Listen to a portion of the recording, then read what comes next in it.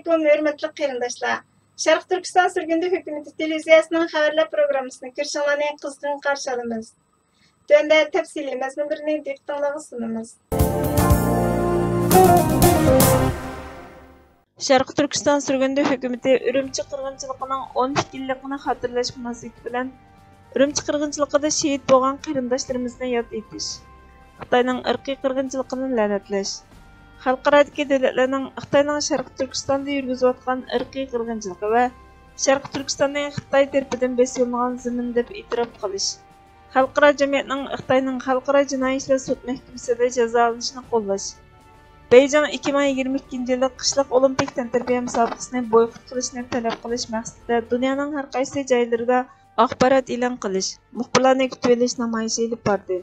Şərq Türkistan sürgündü hökumətinin baş ministeri Salih Xudoyer əfəndining başçılığında Nyu-Yorkda keng ko'lamda namoyish olib berildi. Namoyishga qatnashgan ammo Aqsaroyning oldigacha shuar to'lib, Amerikaning Xitoyning irqiy qirg'inchiligi va ishg'oliyatini oxirlashtirish uchun harakatlanishga chaqirdi.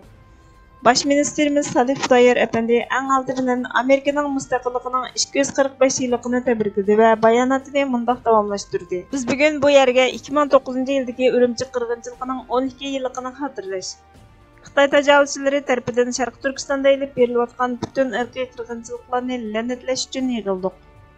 Bu munosabat bilan xalqaro jamiyatni Xitoy tarafidan ishg'ol qilingan Şərq Türkistondagi Uyg'ur, Qozoq, Qirg'iz va boshqa turkiy xalqlarga qarshi elib berilayotgan irqiy qirg'inchilikqa qarshi kuchli harakat qo'llanishga chaqiramiz.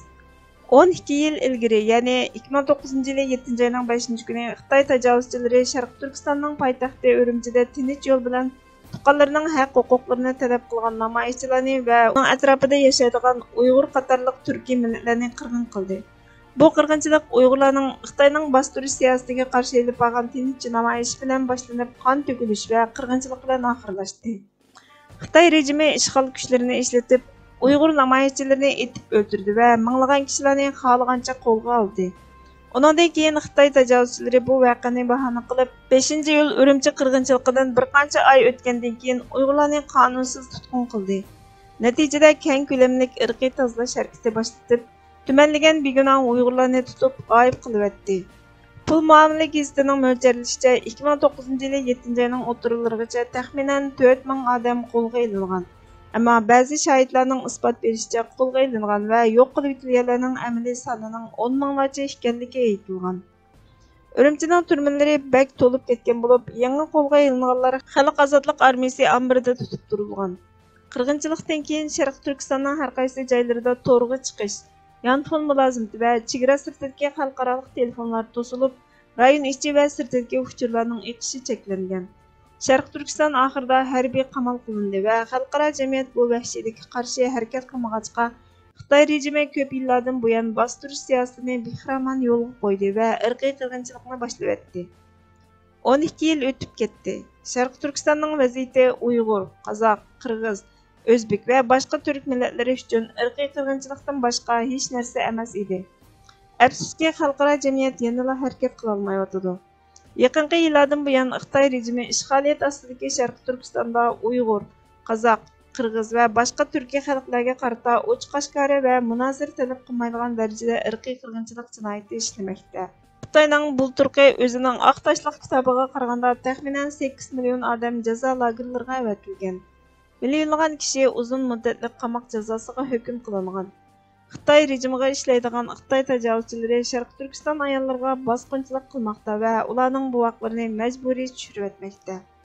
Shuning bilan bir vaqtda 850 mingdan ortiq Uyg'ur va boshqa turk bolalarini oilasidan ayirib, ularni yotoqliq maktab va yetimxonalarga avatib, assimilyatsiya qilmoqda. Necha yuz ming Uyg'ur va boshqa turk xalqi a'zolari uchun o'ldirilyapti.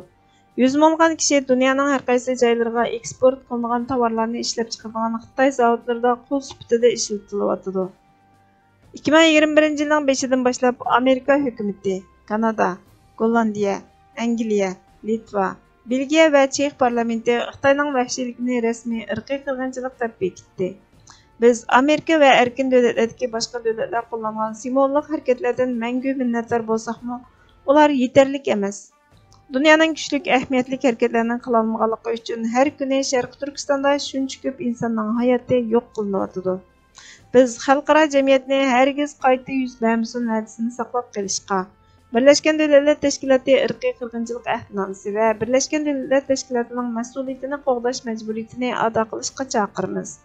Biz xalqaro jamiyatni Sharq Turkiston masalasiga jiddiy aralashishga va Sharq Turkiston va uning xalqini qo'g'dashga chaqiramiz. Biz xalqaro jamiyatni Xitoy tajovuzchilari ilib berayotgan irqiy qirg'inchilik va insoniyatga qarshi jinoyatlarni tugatish uchun jiddiy harakatga o'tishga chaqiramiz.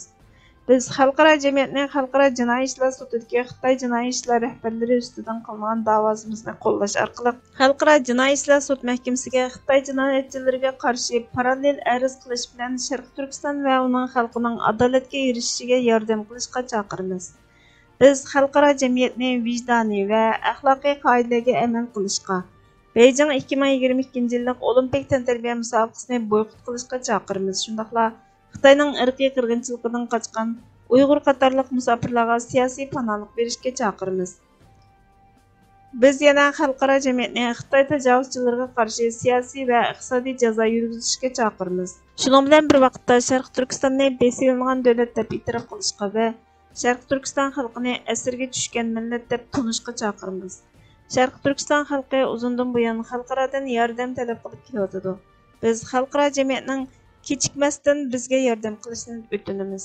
Amerika havo mudofaasining Xitoy strategiyasida ishlaydigan Amerika armiyasidan pensiyaga chiqqan ofitser Ben Lusen apandimo Xitoyning irqiy qirg'inchiligini tafsiliy tunishtirdi va Sharq Turkiston, Tibet, Mongoliya xalqining hur, davlatining mustaqil bo'lishi va adolatning barpo qilinishini talab qilganligini aytdi. 9-yili, ya'ni 7-oyning 5-kundagi Xitoyning Uyg'ur xalqimizning vahshiylarcha qirg'inligining bugün matem tutuş günü bugün biz müşahidlik tuttuğumuz bugünkü bu kanlı kırgıncılık batkan bu günde hatırlaş yüzünden bu yakışıklıktık. Ben bir adli lager şahidi buluştuktum bilen bütün dünyadaki insanların biz Uygurlarının bir şirkegen vahşilerce küllerini bizlerning unutib qolmasligini ham Sharq Turkistonlik qarindoshlar, bizning mustaqil davlatimiz bo'lmay turib, Sharq Turkiston xalqi haqiqiy hurlik, erkinlikka erisha olmaymiz. Agar qalbimizda hurlik, erkinlik bo'lgan kuchli arzu bo'lar ekan, mustaqillik bo'lgan ishonch bo'lar ekan, qo'limizdagi mush ko'k bayroqning ostiga uyshalaydigan birlik ittifoqlik bo'lar ekan, vaqt kelganda milimizni, hatta jinimizni qurbon qiladigan qo'rqmas ruhli bo'ldi ekan, vatanimiz Sharq Turkiston Cumhuriyetini cho'qin qayta qurib chiqa olamiz. Hammamiz bugun o'rtaq bir o'y bor. Bugun Aqsaroyning oldiga chiqqan har qanday tashkilotning odamlari o'rtaq birlashib chiqdi. Bu İstanbul'da elib berilgan namoyishda Xitoyning irqiy qirg'inchiligi va Sharq Turkistonning ishg'oliyatini oxirlashtirish uchun chaqiriq qilindi. 5 Temmuz Urumchi qatlamidan birkaç ay geçtikten sonra on binlerce masum Uygur'un tutuklayıp ortadan kaldıran genç çaplı bir etnik temizlik operasyonu başlattılar. Aradan 12 yıl geçti. Doğu Türkistan'da soykırım daha da şiddetlendi. Ama uluslararası toplum hala harekete geçmiyor. Ben Çin toplama kampının bir mağdur olarak soykırım hakkında durmak istiyorum. Basın açıklamanın konusunda dediği gibi Doğu Türkistan'da artık katliam değil, soykırım yaşanıyor. Doğu Türkistan'da her gün 5 Temmuz'un 1000 katı daha vahşet yaşanıyor. 抹黑维吾尔人掩盖真相，颠倒黑白，据不完全统计，在此屠杀当中，数千名维吾尔人丧生或失踪。Revolution had devastating consequences for all the people across the country, especially those in East Turkestan. The policy of the settling of Chinese in East Turkestan resulted in gradual increase of discrimination and the polarization against the people of East Turkestan. There are many massacres targeting Uyghur people in the various parts of East Turkestan, such as Volja, Baran, Yarkan, Pichan, Aydinköy, and among the others. However, the CCP hid the true face of this event from international community. After 2005, Chinese administration began to bring in young Uyghur girls from the villages of Turkestan to work the factories located in other part of the China. Fransiya, Gollandiya ve Belgiyadagi qarindoshlarimiz Xitoyning irqiy qirg'inchiligini la'natladi. Xalqaradagi davlatlarni Xitoyning Sharq Turkistonda yurgizayotgan irqiy qirg'inchiligi va ishg'oliyatini oxirlashtirish uchun yordam qilishga chaqirdi. Le monde regarde ailleurs. Les peuples Ouïghours pleurent. Les Ouïghours. Uygurlar erkinlik. Uygurlar erkinlik. Milletimizge azatlık.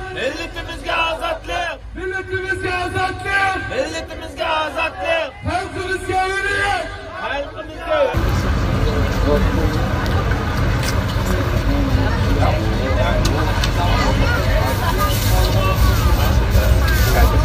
Yaponiyada Sharq Turkiston xalq jamiyati namoyish elib berib, Xitoyning irqiy qirg'inchiligini la'natladi. Biz Yaponiya hukumati va xalqaro jamiyatni xalqaro jinoiy ishlar sudidagi Xitoy jinoiy ishlar rahbarlari ustidan qilingan da'voyimizni qo'llash orqali va xalqaro jinoiy ishlar sud mahkamasiga Xitoy jinoyatchilariga qarshi parallel arz qilish orqali Sharq Turkiston va uning xalqining adolatga erishishiga yordam qilishga chaqiramiz.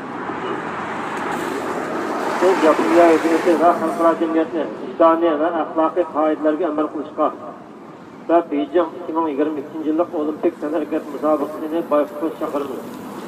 Shundaqla Xitoyning irqiy qirg'inchiligidan qochgan Uyg'ur qatorliq musofirlarga siyosiy panoh berishga chaqiramiz. Yani Yaponiya hukumati va xalqaro jamiyatni Xitoy tajovuzlariga qarshi siyosiy va iqtisodiy jazo yurgizishga chaqiramiz. Shundaqla Sharq Turkistonni tasdiqlangan davlat deb e'tirof qilishga va Sharq Turkiston xalqini asirga tushgan millat deb tanishga chaqiramiz. Sharq Turkiston xalqi uzundan buyon xalqarodan yordam talab qilib keladi.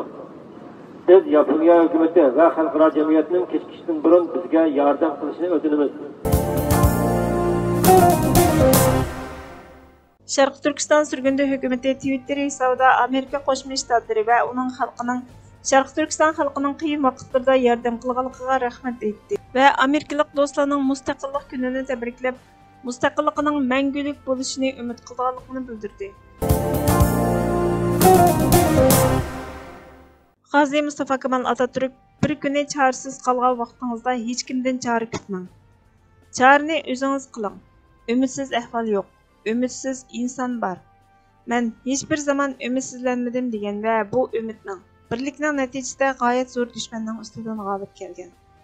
Boshqalardan chora kutish irodasizlik, g'ururlik, jur'atsizlikning bishorati. Quldan tama qilgan sira Alloh qalbidan uzoqlashtirdi. Allohga dal tavakkul qilish, ishonch, iroda, aqlga uyg'un o'zliksiz harakat, mushaqqatni yengish ruhi bizni vatanimizning mustaqilligini qo'lga keltirish nishonimizga ulashtirdi. Mustaqillik, hurlik bizning aloyatligimiz bo'lganda dushmanning o'ynagan o'yinlari, qurgan tuzoqlari ishga oshmaydi.